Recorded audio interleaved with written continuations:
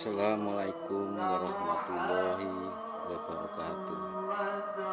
Kali ini kita membahas tentang di dunia ini siapakah golongan orang-orang yang paling beruntung dan paling dekat dengan surganya Allah. Yang kebetulan semalam saya dapat pertanyaan seperti ini. Dan pada kesempatan ini saya akan mencoba untuk cerita tentang perjalanan seseorang. Tapi saya ambil simpelnya, saya jawab secara simpel, nanti saya akan jelaskan semuanya. Bahwa di dunia ini, orang yang paling beruntung dan paling dekat dengan surganya Allah, yakuwi wong sing ijek duwe mbok nadyan tingkah polahe ijeh bejat kaya setan. Orang yang paling beruntung adalah orang yang masih memiliki seorang ibu. Dari jawaban ini saya teringat tentang cerita seseorang yang hanya mencoba untuk mencari jawaban sampai dia diutus gurunya untuk pergi ke daerah Karanganyar, daerah perbukitan sana. Dan sesampainya di sana, orang tersebut diantar oleh seseorang menuju sebuah gubuk. Dan di gubuk itu terdapat laki-laki tua usia mungkin sekitar 80-an tahun, sedang duduk nyantai di atas dipan gubuk sambil memandangi, kalau dalam bahasa Jawa namanya tegalan, yang ditanamin singkong dan sayur kacang panjang yang sudah mulai berbuah.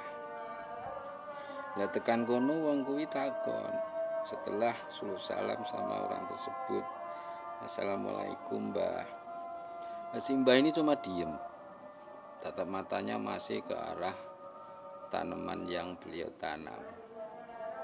Hingga akhirnya orang tadi suluh salam sampai 3 kali. Dan Mbah ini hanya melihatnya dengan tajam, terus tanya, "Kowe iki sapa?" Laki-laki itu menjawab, "Kula ketut, Mbah." "Oh, tak kira asu." Lah orang yang namanya ketut ini kaget. Cuma yang bikin dia heran, walau dia ini dikatakan asu, anjing, tapi entah kenapa suasana saat itu rasanya adem. Tidak ada kata tersinggung sama sekali. Akhirnya orang tersebut cerita apa maksud tujuannya. Dek iki takon, "Mbah, wong donya kuwi wong sing paling bejo lan paling caket karo swargane Allah kuwi sapa?" Mbah tadi jawab, "Kowe jek duwe mbok?" "Ya ijen duwe mbok, golek ana mbokmu dodokno karo ngomongo, mbok aku arep bali mlebu nek wetengmu." Lah ketut ini kaget batin, iki wong jenise apa? Pengen golek jawabane kok malah kon goleki mbokne, kon dodoke, malah kon mleboke nek wetenge. Lah apa ora malah gubras gabres. Jadi daten seperti itu, mbahnya tadi seolah tahu menatap tajam, terus ngomong, "Apa ya kowe goleki mbokmu pengen bali nek wetenge kowe terus mbiyak jari mbokmu. Kudune kowe iki mikir di saat mbokmu nglairke kowe bobot 2,5 kg pun jula sithik kowe direwangi ngeden, ngetokke keringet, ngetokke nyawa. Giliran kowe gedhe goleki wong sing paling bejo, sing paling cedhak karo Gusti Allah, tak kon mlebu ning wetenge mbokmu iki carane nganggo atimu. Gunakno rasamu. Dadi saora-orane kuwi perjalanan tekan Banten terus dikon gurumu dolan rene kuwi iki enek gunane. Dadi mikir aja nganggo pikiran utek ilmumu sing tak goleki keteko ana ngangsu kawruh. Ning nek kalbu murad digunakake apa gunane kowe ngangsu kawruh. Eneng rak mung keilmuan. Sementara di hadapan Gusti Allah kuwi sing dibutuhke kepasrahane, ketulusane, dudu ilmu. Lah ketut ini mikir apa maksudnya? Mikirnya banyak tadi cerita apa sing dimaksud kabeh mau. Mbah kuwi ngomong. Kena ngopo wong sing paling bejo kuwi wong sing jek mbumbuk. Aku ngerti mbokmu wis ra enek. Rikala kowe jek sekolah. Ning kepiye tingkah lakumu? Kowe manja cilik dimanja, jek digendong, didulang, enom nakal. Ning kowe ora ngerti dungane mbokmu. Dungane mbokmu mung siji, pengen anake dikeki umur dawa. Saora-orane anake nganti entuk hidayah, bertobat ning kelakuane. Ning kenapa wong sing paling cerak karo swargane Gusti Allah ku wong jek duwe mbok. Ya gara-gara mbok setiap manusia itu bisa merasakan kehidupan di surga. Seperti salah satu janji Allah yang mengatakan bahwa di surga nanti manusia bebas makan, minum tanpa mengeluarkan air. Yang dimaksud tanpa mengeluarkan air itu tidak kencing, tidak buang hajat. Lah yo ning dununge rikala kowe nek kandungane mbokmu kabeh kebutuhanmu, gisimu, nutrisimu iki dicukupi kabeh. Ning kowe ora nguyuh, ora ngisi. Yo ning kene kuwi rahasia kene ngopo surga itu berada di telapak kaki seorang ibu. Ming kena ngopo wong saiki banyak orang yang menyepelekan semua. Zaman rojo-rojo mbiyen ya arep perang mesti sungkem ibune. Pangeran Sambel Nyawa biasane ya ngatur strategi perang kuwi nek Watu Bokong sing mapan ning sebelah makam Kajoran Klaten. Kuwi sadurunge rono mesti ya sungkem ibune. Nganti dheweke dijuluki Pangeran Sambel Nyawa. Saka ketulusane dungane pengestune ibune. Kuwi janjane sepele. 99% orang bisa menemukan atau mendapatkan apa yang dicita-citakan itu karena ketulusan seorang ibu. Ning piye carane supaya ibumu ki iso tulus ning anake? Ya piye carane kowe iso nggawe ibumu kuwi seneng ayem. Wong kowe gawe sora ibumu, mbokmu kowe ndongake kowe sing tulus kok, sing ikhlas kok.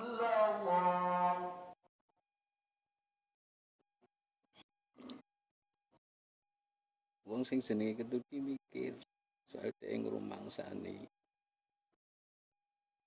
di saat ibunya masih hidup wong wis kaya ngono. Dadi wajare mbahe mau ki njeluk asu. Asune suka puranen. Pancen biyen ana maneh ya tekone kaya asu. Ning di saat orang itu merasa beruntung bertemu dengan orang yang namanya Pak Arianto atau Pak Arjanto dari Kaliangkrik. Dari obrolan semalam beliau sadar, orang itu sadar betapa pentingnya sebuah tuntunan agama. Dan kebetulan orang Kaliangkrik ini adalah didikannya Abid Lutfi dari Pekalongan. Walaupun orang tadi prosesnya tidak melalui beliau, dia melalui perjalanannya. Tapi orang itu bersyukur karena berawal dari itu dia mulai belajar agama. Tapi di saat dia itu beruntung ketemu dengan sosok murid seorang Habib yang keilmuannya tidak meragukan. Orang tadi juga merasa sangat beruntung bisa bertemu dengan orang soleh. Tetangganya sendiri yang pada jam-jam sholat selalu lewat depan rumahnya kalau tidak pakai motor Scoopy merah yuk ngepit jengki. Habis pulang orang yang soleh itu dengan tulus ikhlas ngopeni mbok nih sing lagi gerah sepah. Wong nomo kuwi merasa beruntung duweni sedulur angkat we golongane wong sing luhur namanya Gus Tanjungan dan labelnya jelas keluarga darah Trah. Ini ternyata dari keberuntungan itu masih ada yang sangat lebih beruntung. Karena orang tadi sudah tidak memiliki ibu, ibunya sudah meninggal. Apa yang harus dia lakukan? Akhirnya Mbah saking Karanganyar ngomong, Mulya, anggere kowe nek marep makom ibumu kowe ketemu jabane kabeh. Akhirnya mulai nek Klaten. Tekan desa Yara Kleru jedak Tanjungan di Klaten. Ora njujung omahe ning njujung jaratan. Ning kono gelo nangis. Coba umpama orang itu mulai sadar tahu tentang agama itu mbok nicek sugeng. Alangkah bahagianya ibunya. Tapi di saat dia menemukan sebuah peristiwa dalam hidupnya yang sangat penting yang membuat dia ini sangat tahu betapa pentingnya sebuah keyakinan. Bu Eska roh. Jadi saya itu prihatin. Neng opo nek berita TV kayak nek wong wedok ngambine abang itu sampai dorong ibunya sampai jatuh kesakitan hanya gara-gara tidak boleh main. Padahal betapa pentingnya sebuah ibu dalam kehidupan kita. Aku kelingan zaman konco menjaga lurah. Itu salah satu yang jadi langkah orang itu cuma satu. Saat saya bilang, boleh ono embun nek tengai sang surya. Mencari embun ketika matahari sedang terik-teriknya, bagaimana bisa? Ternyata itu adalah air mata ketulusan seorang ibu ketika kita membasuh kaki, sungkem, jaluk pengestu, ngomong apa anak. Dan kebetulan orang ini pernah menjadi lurah sampai 2 kali. Walaupun sekarang posisinya sudah diganti sama kawan saya juga. Dari sinilah pelajaran yang kita ambil bahwa betapa pentingnya kita itu memiliki seorang ibu. Jangan sampai kalian semua menyesal seperti saya. Ya mugi-mugi kula panjenengan sami tansah pinaringan sehat, panjang umur, tansah keberkahan, kemudahan, keikhlasanipun Gusti Allah. Untuk senantiasa selalu dikasih kesempatan untuk melakukan pertobatan, kasih umur panjang, dan Allah tidak mengambil nyawa kita sebelum dalam keadaan husnul khotimah. Amin amin ya rabbal alamin. Wassalamualaikum warahmatullahi wabarakatuh.